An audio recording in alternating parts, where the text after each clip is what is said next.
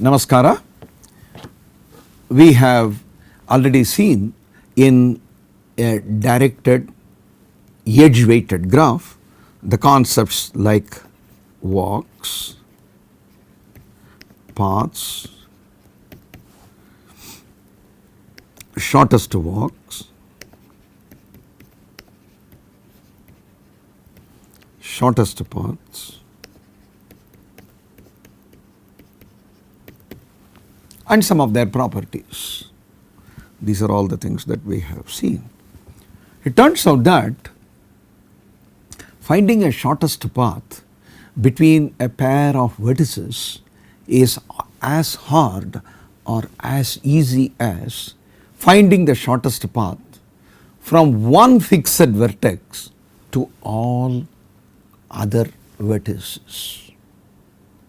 So, instead of finding the shortest path between u and v, I choose a fixed vertex, say yes, and I will try to find the shortest path from S to all other vertices.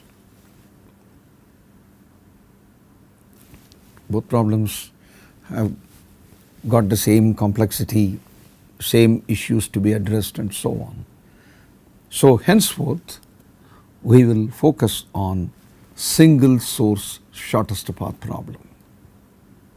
The vertex x, the fixed vertex S that we have chosen is called the source.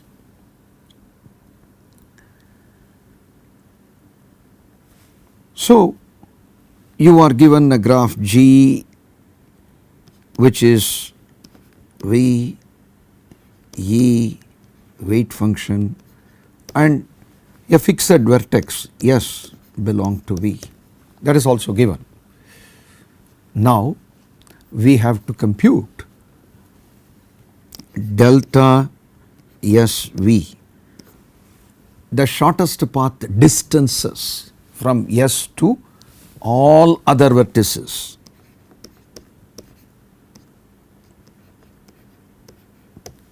So if V has n vertices other than S, you have n minus 1 vertices, therefore n minus 1 weights, shortest path weight we have to find. Not only that, we want physically the path. Let P we denote a shortest path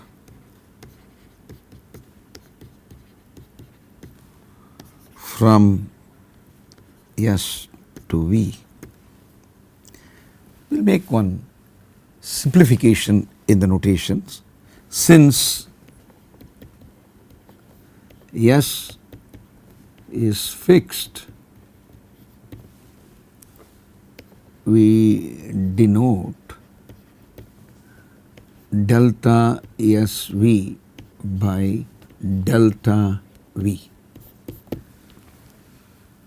So in the discussions related to the single source shortest paths, S is always fixed. We are interested in finding delta V. Delta V is nothing but delta SV. From S to V, the weight of the shortest path. Okay, from S to V, the weight of the shortest path. So given G equal to V E W S, output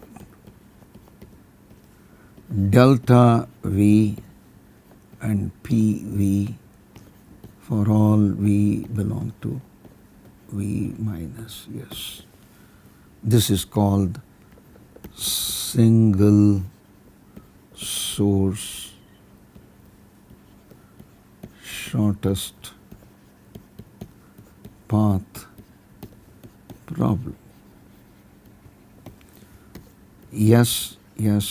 SP, single source shortest path problem, SSSV problem.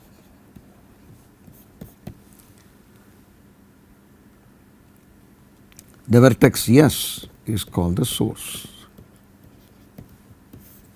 We are using only one source, and from that source to all other vertices we have to find out the shortest paths. So, we need the shortest path weights and the shortest paths. This is what we want. It is quite typical in mathematics when we have to find or determine certain unknown values. We set up certain functional equations, we derive certain bounds, we do the mathematical analysis of the quantities that we are interested in and find the equations that are satisfied by the values and so on. If we have certain equations that would have their solutions, right, that would have these values as their solution, then we first formulate that equation, then attempt to solve, because the solution of those equations are the values we are looking for. Therefore, we would derive several mathematical properties of delta V's. We first focus on the delta V values and then construct certain equations whose solutions are this delta V. We will mathematically prove that there are certain equations and the solutions of those equations are these delta V values. Once we have mathematically proved that, our algorithm would involve, or our computational process would involve, formulating those equations and attempting to solve them. Once we have the solution, we have the values we are looking for. That is the master plan. So, how to find equations whose solutions are delta V values? How to construct equations whose solutions are delta V values. Once we know how to do this mathematically, our algorithm would begin with the formulation of these equations and it will go about solving those equations. The output for that is the values we look for. Okay. So, in order to derive the equations that would satisfy them, we have to look at various properties. So, mathematical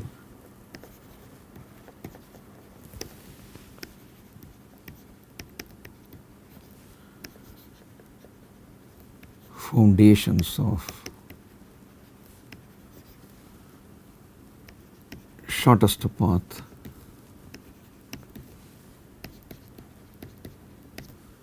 mathematical foundations or mathematical properties of shortest path weights. Okay. Here is the first and one of the most important theorems related to shortest path distances.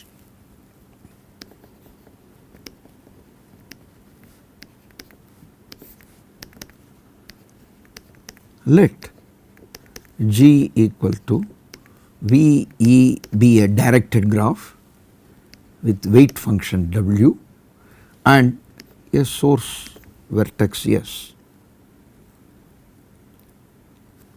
Okay. Let delta V be the weight of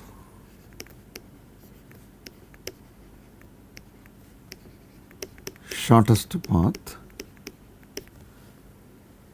from S to V.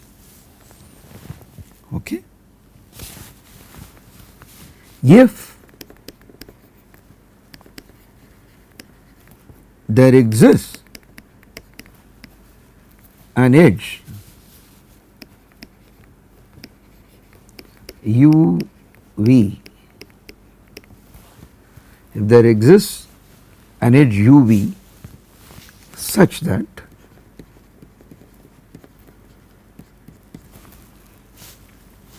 delta U plus weight of UV is less than delta V, strictly less than delta V. We call this as equation 1. We will refer this very often. So, such that delta U plus WUV is less than delta V, then G has a negative cycle. Okay. So, some structural properties. If the values have certain properties, the graph should have certain property and so on. So, it is purely mathematical thinking, looking into properties. These kind of properties are crucial in arriving at the equations at a later point. Okay. Very important theorem. We give a proof for this. Let P be a shortest path from S to U. That is because you can see that on the left hand side you have delta U and weight of UV. So, let P be a shortest path from S to U. You can visualize like this: S to U, you have P and the edge UV, okay, and the edge UV. Case 1, P does not contain V. That is what I have drawn already. I have drawn P, V is not in the path, so V is outside. So, UV is going to extend a path, it is going to extend a path and it will be a path. So, in P does not contain V. In this case, P plus UV, that is P added with that edge, extended with an edge, is a path. In this case, P plus UV is a path and weight of P plus UV, weight of this path is equal to weight of the path P plus weight of UV. Weight of the path P, P is the shortest path from S to U, therefore, this is delta U plus weight of UV, but delta U plus weight of UV is less than delta V by equation, by inequality 1. Therefore, weight of P plus UV is less than delta V. This is impossible, right? Why this is impossible? Delta V is the weight of the shortest path from S to V. Can we have any other path from S to V whose weight is smaller. It is not possible, because that is the weight of the shortest path. No path can have weight smaller than delta V. But here is a path, P plus UV is a path from S to V that is shown to have a weight smaller than delta V. This is impossible.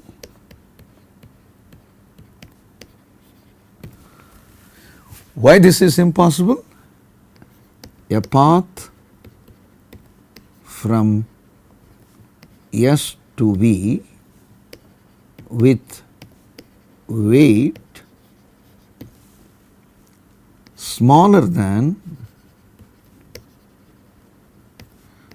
delta V is not possible. A path from S to V with weight smaller than delta V is not possible, or you can write cannot exist.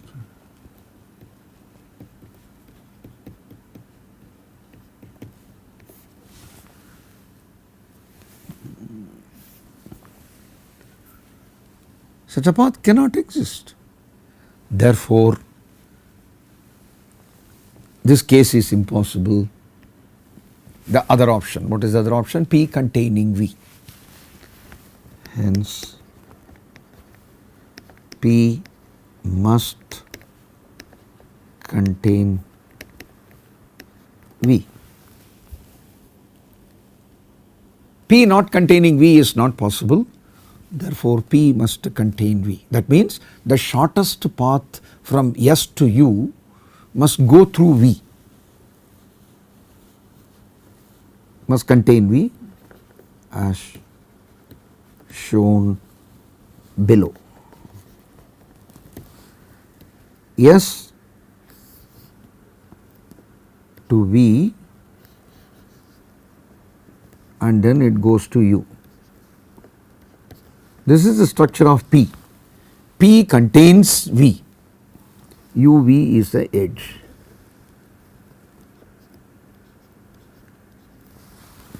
P now contains, P must contain V. So, somewhere in P, V is there. So, from S to U, you have a path and V is a part of that path. Since V is a part of the path, I can break P into two parts. P from S to U can be written as P from S to V plus the same path, portion of the path, part of the path from S to V and part of the path from V to U.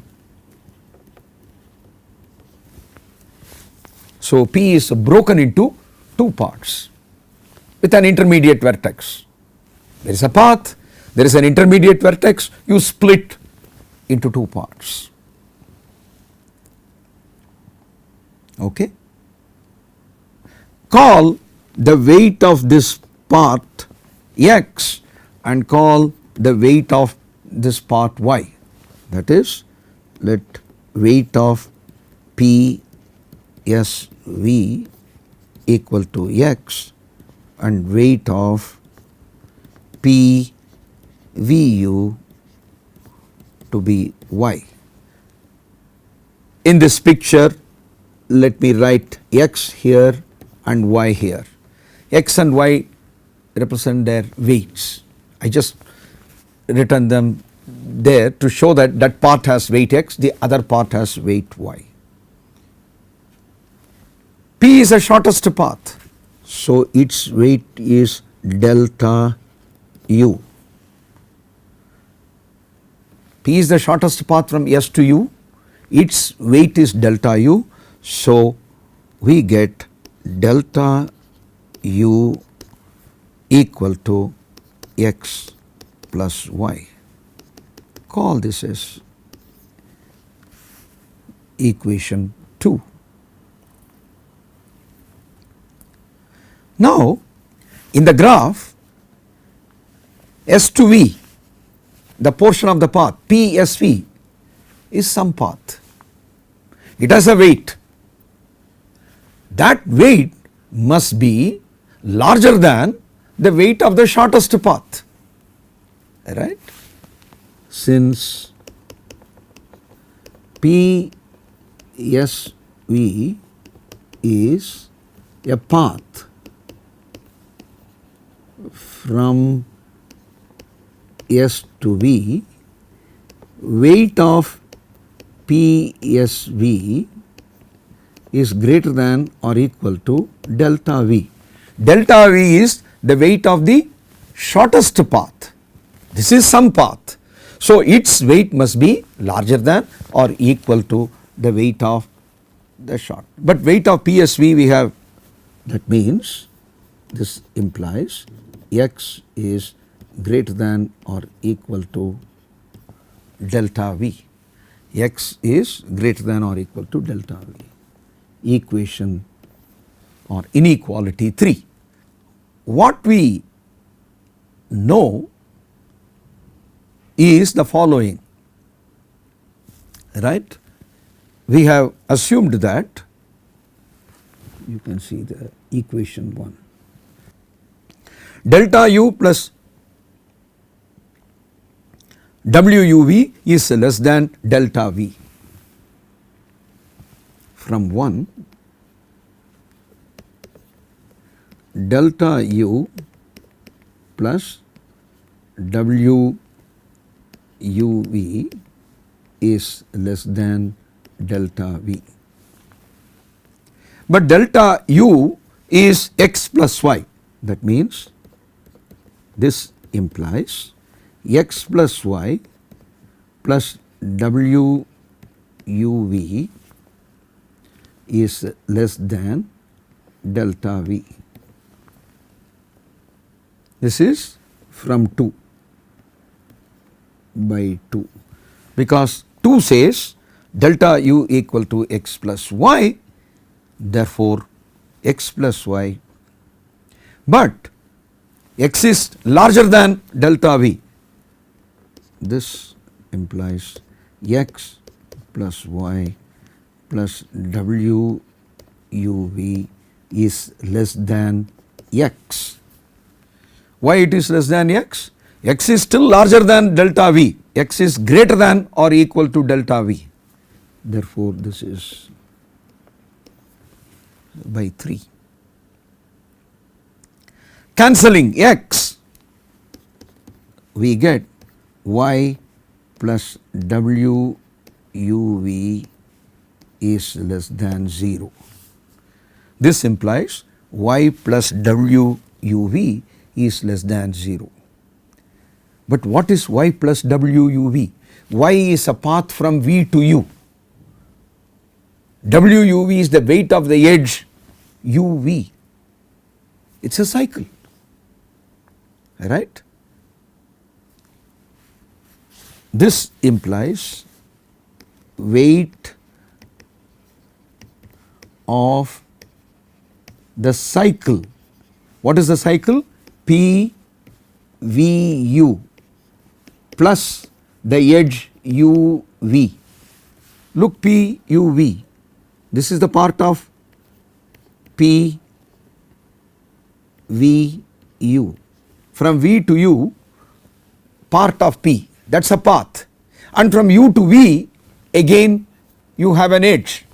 Therefore, we have PVU plus UV is a cycle. And what is the weight of that cycle? This implies weight of the cycle PVU plus UV, but the weight of the cycle is, weight of PVU is y plus WUV is less than 0. That means this is a negative cycle.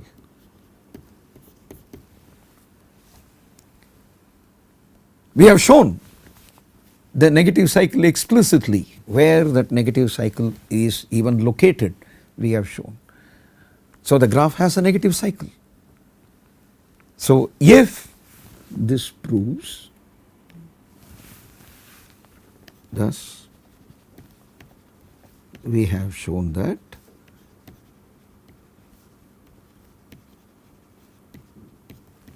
if there is an edge uv such that delta u plus weight of uv is less than delta v, then G has a negative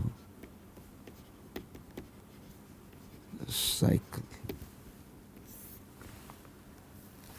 The negative cycle is nothing but portion of the shortest path from S to U from V to U, that part. Okay? This is the remark. The proof is over, it is just as a note of explanation. I am adding this. The portion of P from V to U and the edge UV, let me write cleanly,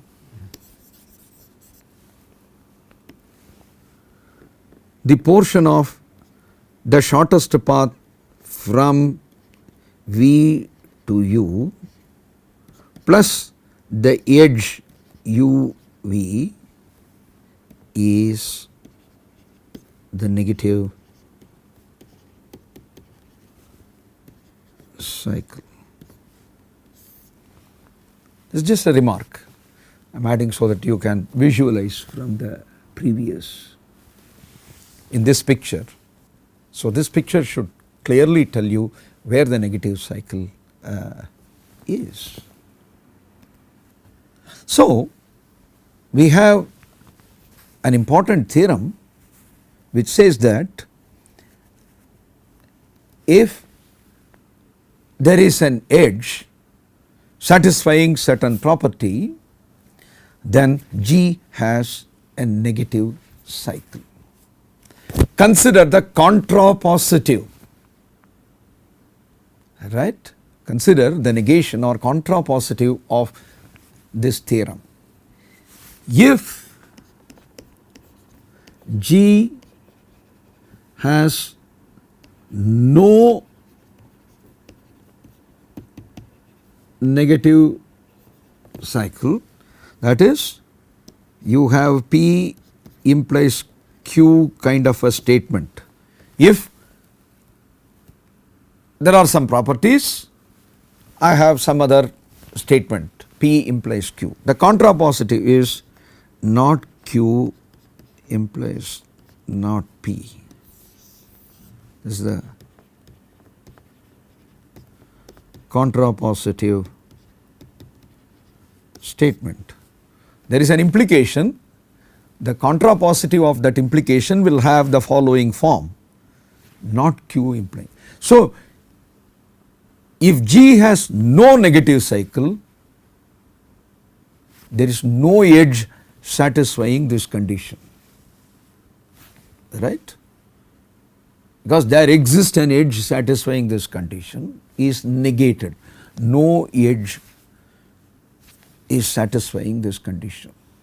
That means if G has no negative cycle, then for every edge UV, we will have delta U plus weight of UV greater than or equal to delta V. So, I am getting an upper bound for delta V, right. What is the other way of writing? Delta V is less than or equal to delta U plus W UV. Same thing I have written in this way. If G has no negative cycle, I have an upper bound. Okay? If G has negative cycles, there will be a lot of issues, lot of problems. We will see that later. For the time being, if G has no negative cycle, I have some interesting result. How do we understand this? UV is an incoming edge to V. UV, if this is V, if this is U, UV is an incoming edge. From U, the edge arrives. So there are a lot of edges that may arrive. From U1 there is one edge, from U2, from U3. So in this way several edges may arrive. So these are all the neighbors of V, right. However, delta V is going to be smaller than delta U1 plus weight of U1V. It will be smaller than delta U2 plus WU2V. I know that delta V is smaller than all these quantities, smaller than or equal to, but still I do not know how to find delta V. Even if I know delta U for all neighbors, I know that they form the upper bound, but still this is not giving me a formula or an equation for delta V. Our next result is towards getting an exact formula, an equation. It is only inequality, it is an upper bound. We will get an exact expression through another result. The next important theorem we will see in our next session. Thank you.